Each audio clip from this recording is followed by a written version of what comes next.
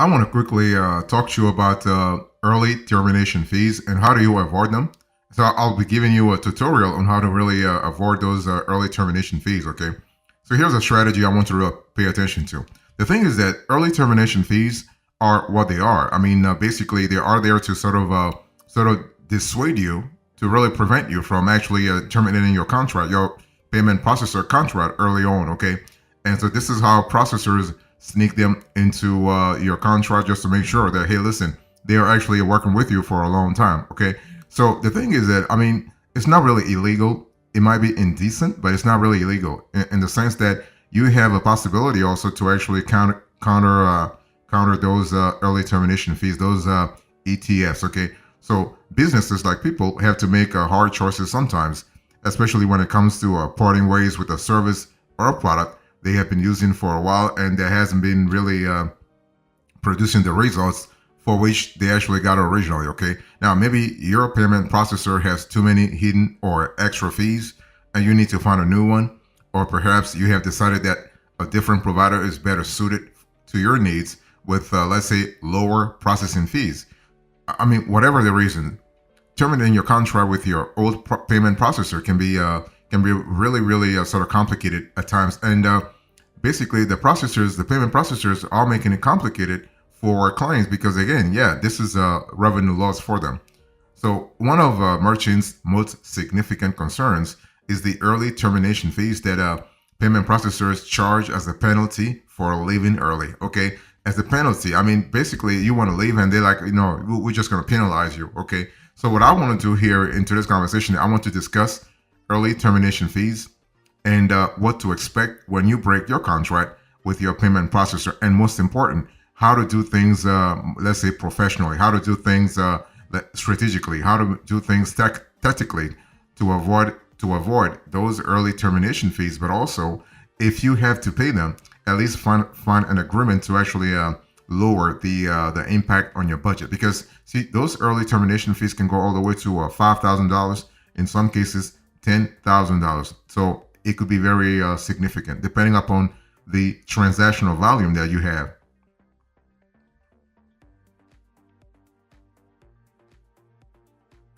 So let me give you the details here. When we talk about early termination fees, let's first define the whole concept here. So what are ETFs? What are early termination fees?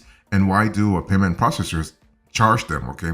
So early termination fees are basically a penalty charged by processors for leaving your contract early. Let's say you sign a contract for 3 years, or sign a contract for 5 years, sign a contract for 1 year, and all of a sudden you realize you change your mind and you want to leave after 6 months. So basically, an ETF or ETFs are there to sort of dissuade you, to sort of discourage you from making that move. Okay, so payment processors can implement these early termination fees if basically an ETF is actually stipulated in the fine print of your contract, which is why you always have to read the fine prints.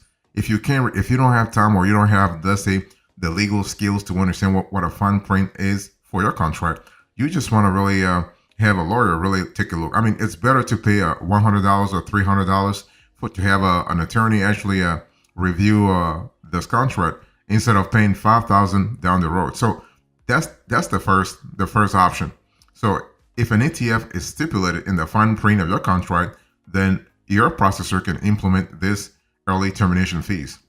And the other option is that if you leave your contract and break the terms of the agreement. Okay, so basically, you can always leave your contract. By the way, you can always leave your contract, but when you leave your contract, you gotta leave it in let's say, in a certain way. So if you break the terms of your contract, then yes, I mean, the payment processor is really in his or her right to actually charge you to assess a certain penalty. Now, these fees can feel spiteful, but they are meant to cover the cost of lost revenue from future payment processing. See, the whole thing is that when you have a payment processor, basically the processor has actually, once they sign a contract with you, they actually commit operationally, financially also, because they have to set up things in the background to make sure that you can actually receive payments seamlessly. So when you break a contract real fast, they're losing revenue because all those investments that they actually did are just for nuts.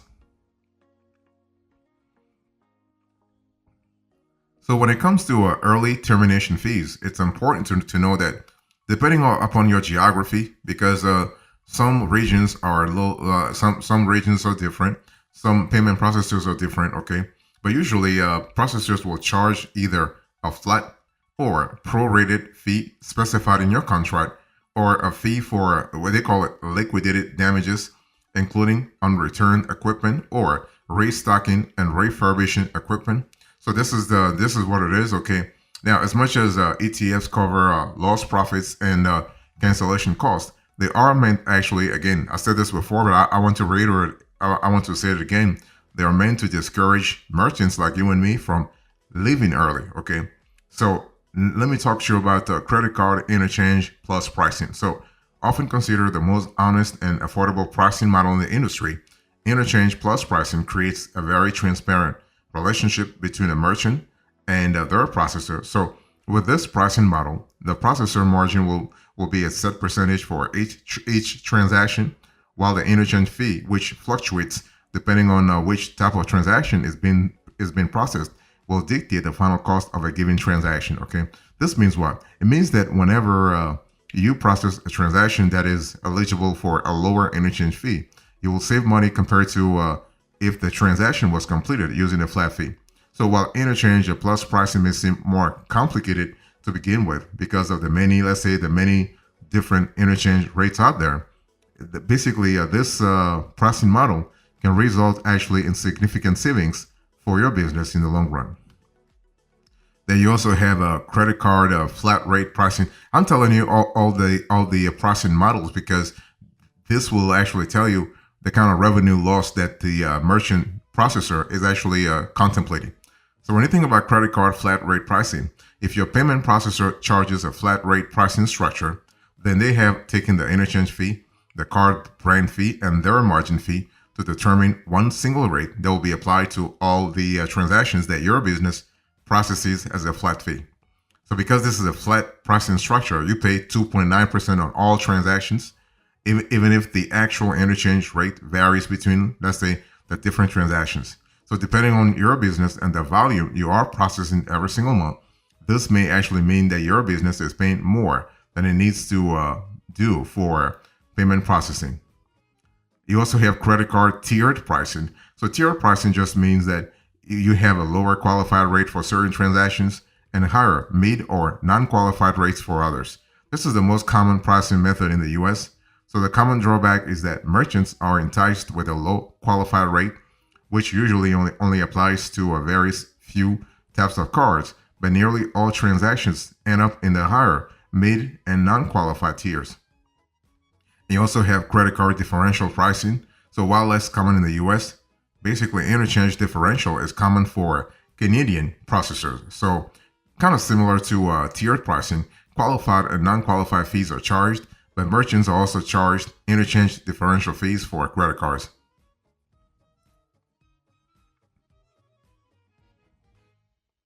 So the reason why I just give you all this kind of info is because you got to really ask yourself what kind of pricing model your merchant processor is charging in the first place, so that you can really sort of recalibrate your strategy before leaving. You can recalibrate your negotiation when you start talking to your payment processor. Okay.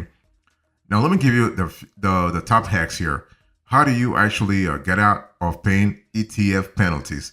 Let's have a conversation about that. So basically, if you are considering, let's say, leaving your merchant account contract, you can really, you have to really be strategic. Okay, there are three things you need to do. Three things you want to do if you want to avoid those pesky ETF penalties.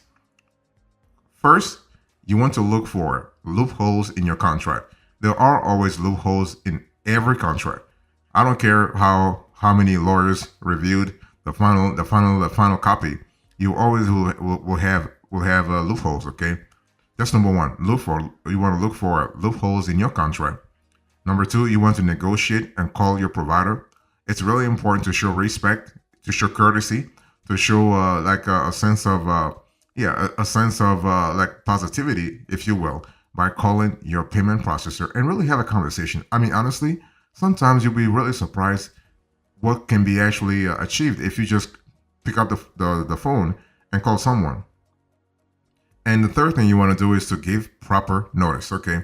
So in short, by reviewing your contract, the exact terms and dates, and the notice stipulations, you may find a way to break your contract penalty free.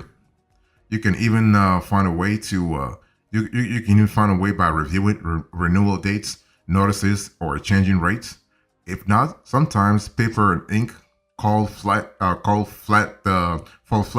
and all you need to do is give your processor actually a call and appeal with your personal human touch. I mean, just ask for a favor. That's what it means.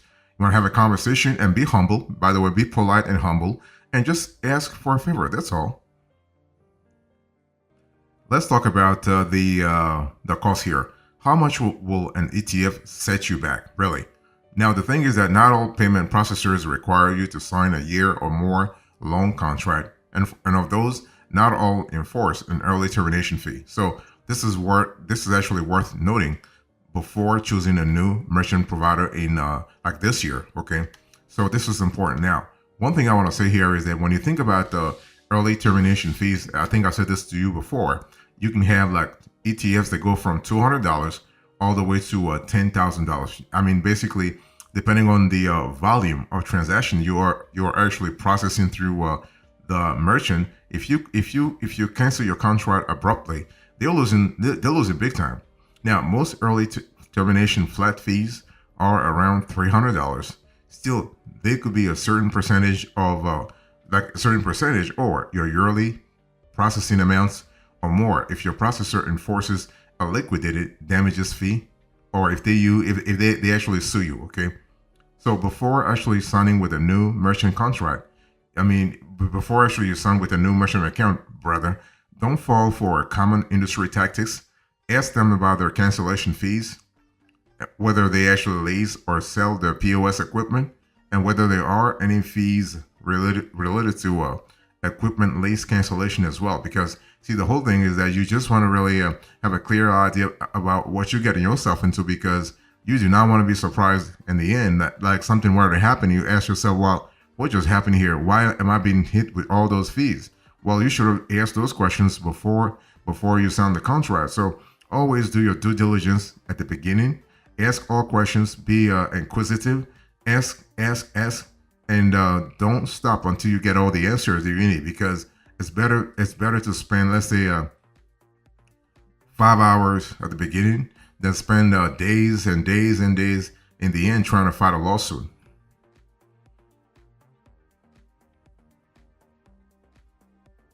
So now let me really say something. Basically, in some cases, you will be charged an early termination fee. Okay, let's say you have been charged an ETF. Now what? Well, the thing is that maybe you have done everything right. You've talked to them. You've come clean. You explain everything, but they still charge you anyway. So you might have done everything right and still been charged an ETF, or are you dragging your feet to actually pay the penalty? Right now, you have three options. We do not actually recommend the third, by the way, but I'll say it so you have at least the information right. So basically, you have three options. You can take the whole thing to court, or you can put off paying it. You can put off paying it until it comes back to haunt you, right? And you can find a few tips on avoiding getting sued or refuting ETFs in another video that we actually did. So if you think you've been lawfully, wrongfully charged, then there's a way to fight that. Now, however, if you are frustrated, understandably so, and you do not want to pay, here is why you should actually, because you want to just bite the bullet and pay anyway. Your processor may send creditors after you, and this may affect your credit score and potential to find actually a new payment processor in the future. See, the whole thing is if they come after you, you might actually see your credit score decline. And by credit score, I'm talking about your business credit score, but also your personal credit score. Because see, these things are actually intertwined. Your DNB, your business credit score, is actually intertwined, especially if you are a solopreneur or you are a startup. So you haven't you haven't had time to build business credit yet. So your personal credit, your personal FICO is actually intertwined with your business DNB, Experian, and Equifax credit score. So you really want to make sure that you find a resolution, because you do not want to have a situation where you are losing on both ends. You're losing on the business side of things, right? Because you are fighting with your payment processor, and then you're losing on the personal side of things because you're seeing your FICO score lose weight like crazy. Okay, so it's one of those things where I was just telling you a little earlier. It's better to let's say to prevent those things from the get-go by really getting to the fine print and understand what the fine print is all about, and have someone actually take a look at the payment processor contract before you sign it. So the thing is that when you think about early termination fees, you have to really understand that you have to put yourself in processor's shoes too. See, they're trying to really protect their bread. They're trying to protect their bread and butter. They're trying to protect their revenue. So if you understand that part, you will be having a conversation with them about how to protect their bread and butter. I mean, if you have to leave, maybe because the customer service is egregiously negative, then that's a different thing. But if you just want to leave because there is no more suitability between what the processor is offering and what your business model is calling for, then you better really negotiate things. Don't try to really fight it. Okay. One thing for sure, early termination fees are essentially penalties payment processors charge when customers break their contracts before the agreed upon date, right? So it's one of those things where they just want to cover their back too, from a monetary point of view. It's one of those things where they have to do whatever it takes to protect their balance sheet. Okay. Now, if you need to get out of a contract with the payment processor, check your contract for stipulations on ETFs. You want to negotiate with a company if you can, which is what I really recommend. No matter what, no matter how bad you think the company is, you always find a way to negotiate. Okay, and make sure that you give proper notice to the payment processor if you choose to terminate your agreement.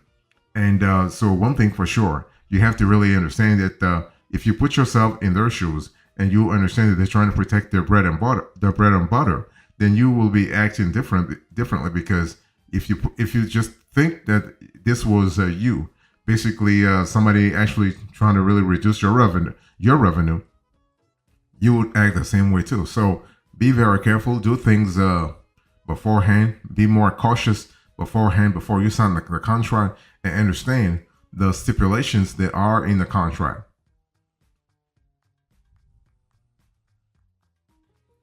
So in conclusion to this conversation, I spoke to you about avoiding early termination fees. I give you the strategy, the details, the top hacks, and now the conclusion. Thank you so much. God bless you. I see you next time. Until then, remember, stay marvelous.